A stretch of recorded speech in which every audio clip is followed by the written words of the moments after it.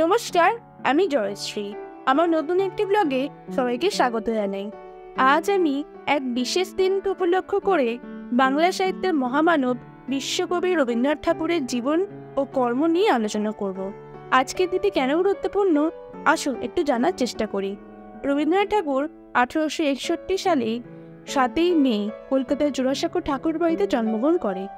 তিনি ছিলেন একধারে কবি, গল্পকার, নাট্যকার, গীতিকার এবং চিত্রকার। তার রচিত গান, কবিতা, গল্প, নাটক আমাদের সংস্কৃতিতে অবিচ্ছেদ্য অংশ।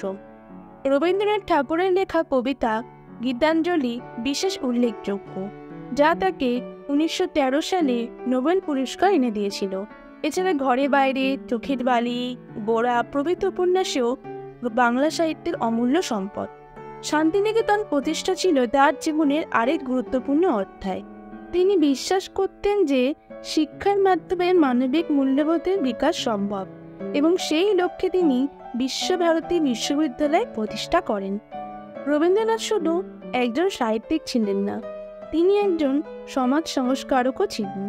ব্রিটিশ শাসনের বিরুদ্ধে তার গর্জন জনগণ মন গানটির মাধ্যমে আমাদের জাতীয় সঙ্গীত হয়ে উঠেছে। 1919 সালে জালিয়ানওয়ালাবাগ হত্যাকাণ্ডের প্রতিবাদে তিনি ব্রিটিশ শাসকদের দেওয়া নাইটহুড ত্যাগ করেন।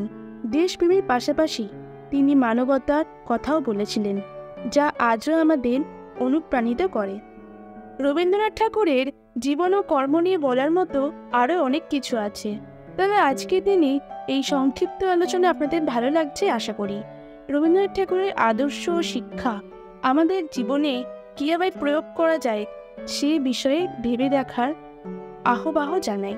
বছরের বছর যেন আমরা এভাবেই রবীন্দ্রনাথ ঠাকুরকে স্মরণ করতে পারি এবং তাকে সম্মান জানাতে পারি। আমার ব্লগটি যদি ভালো লাগে অবশ্যই আমাকে লাইক, কমেন্ট, সাবস্ক্রাইব আর শেয়ার করতে ভুলবেন না। সবাই ভালো থাকবেন, সাবধানে থাকবেন।